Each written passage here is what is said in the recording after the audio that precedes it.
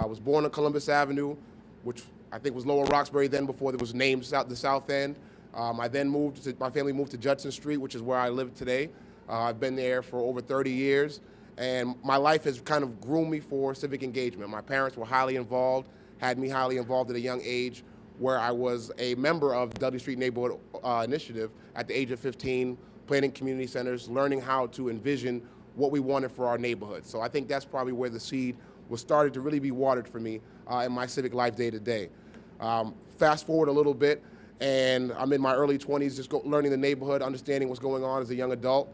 And my father ran for city council in 1999. It was an open seat. I think it was 13 candidates that ran at that time. Councilor Turner was successful in securing that seat. So I had a little bit of a vision into what campaigns and electoral politics look like, but from a very young and immature standpoint. As I got into my late 20s, I started to mentor young people in my neighborhood. I was working as a hiring manager at Kinko's, and I saw a lot of the young men and women that were 5 and 10 years younger than me looking for work, going through some of the same struggles that I had gone through as a young adult. But I had the opportunity to hire them. Hiring them, developing them, seeing them learn and grow, sparked something for me that felt better than any paycheck I had received. Felt like I was serving my community and giving back to what made me a man in my community. That led me to working, well, I shouldn't say that alone. That experience, along with the advocacy of Councilor Turner, who was pressuring at the time some of the at-large councilors to make sure that their staffs were more diverse and reflective of the diversity of the city, allowed me to get a position as a constituent director for then City Council President Michael Flaherty. As a constituent director, I was able to learn about the city services that the Councilor Turner just spoke of a little while ago. The day in, the day out stuff, our potholes, our street lights, vacant lots, cleanliness, crosswalks in front of our schools, speeding, all the things that we think about or live through on a daily basis. And I was able to learn and develop relationships that would allow me to deliver those services to the neighborhood that I grew up in and cared about. I got a little courage, and I decided that with this experience that I might run for office one day myself.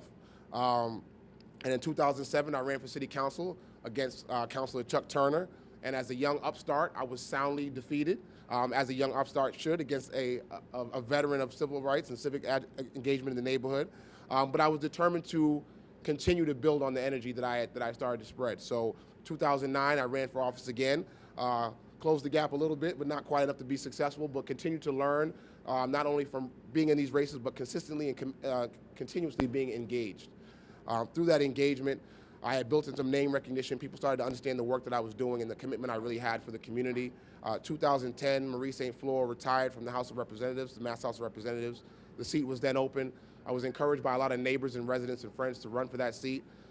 Ran, was successful, and was able to serve in the state legislature for 3 years, now being able to gain the experience of not only local service, but also state service, and how the state budget affected our city budget, and the city budget trickled down into our operating budget, and as well as the $300 million in capital funds and things like that. So that's a quick version of my political and civic experience that brought me to this commitment that I still have and the passion that I still have, that I wake up with every day to serve my community, to make it a better place, to pay attention to not only those before me, but those coming behind me, to set a good example and kind of light that way in terms of the changes that we need to make and things we need to be supportive of.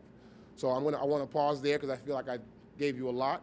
But I do want to talk about a couple of different issues, and I'll kind of segue that, and then I'll pause and just go into Q&A. One thing I've learned as a candidate is that people always ask you, what are the top issues? What are you hearing when you're out? And the issues that pretty much remain a constant, especially in District 7. The same issues that we talked about 10 years ago and 15 years ago are similar to the issues that we're talking about today. They change in some places, some of the characters change, but we're still fighting some systemic fights that we have to attack systemically, but we also have to attack individually. So that will range from, us organizing each other, us being in contact and have better communication, us having a rallying base to organize around. I think Councilor Turner was a pioneer for having a district office about a block away from here. It's something that if elected as city councilor, I will try to replicate that and have an office in the district. It allows people to come in and have a space outside of city government, not only to come in and voice their complaints, but also I saw it as a platform where people could organize, people could meet, people could talk about the issues that you don't get to talk about every day in the neighborhood, that you might be depending on radio or newspaper, who might not have your best interest in mind to have those conversations. Housing is obviously a big issue, so being able to talk about home ownership and doing it not just dependent on the city, but figuring out what kind of programs we can launch is something that I'd like us to look at. Public safety is always a top priority in the neighborhood, and I'm hoping that we can figure out as a community how we strike a balance between what the police job is, but what is our job as men and women of our community as well, to keep things safe and stable and vibrant in our community. Those of us that own properties in this neighborhood, homes in this neighborhood, there's a couple of young people that are working on this initiative, but I'd like to support them a little bit more. We have to figure out how we pass the torch. So those of us who have elders in their 60s, 70s, and later that are looking to sell their homes, we need to figure out a way to position the next generation that lives in this neighborhood to be able to purchase directly from them, so that we're keeping that housing stock in the community and not selling it for profit and losing our community. The answer about what the government can do, the mayor is really the only person who can slow down development and gentrification of our communities right now.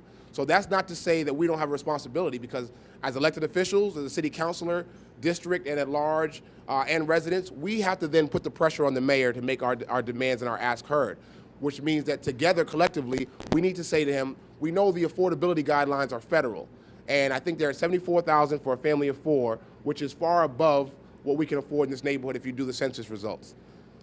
Therefore, we have to, and I'm well aware that every elected official is aware of this. So if they're not slowing it, if they're not protecting our neighborhood, then we have to treat it as adversarial, and sometimes it is adversarial. And I think our 4 at-large councilors, our district councilor, and all our advocates need to have a combined sense of, a combined statement going to the mayor.